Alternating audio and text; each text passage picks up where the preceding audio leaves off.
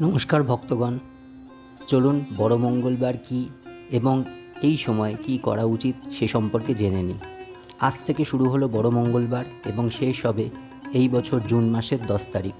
বৈশাখ মাসের শেষ মঙ্গলবার থেকে জ্যৈষ্ঠ মাসের শেষ মঙ্গলবার অবধি মানা হয় বড় মঙ্গলবার।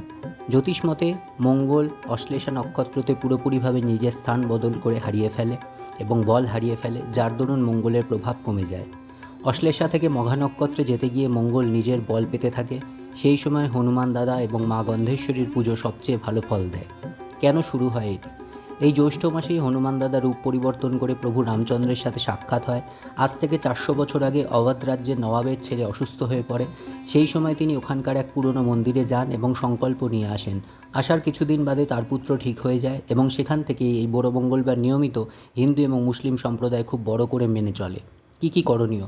আজ এবং জ্যৈষ্ঠ মাসের প্রতি মঙ্গলবার ও শনিবার গুরু, তিল, জল, অর্থ এগুলো দান করুন। মন্দিরের বাইরে গরিবদের খাওয়াতে পারেন, তবে সেটা মঙ্গল ও শনিবার করে। সুন্দরকাণ্ড দান করুন মন্দিরে অথবা কোনো ব্যক্তিকে। সুন্দরকাণ্ড পড়ুন প্রতি মঙ্গলবার জ্যৈষ্ঠ মাসে এবং সংকল্প নিয়ে।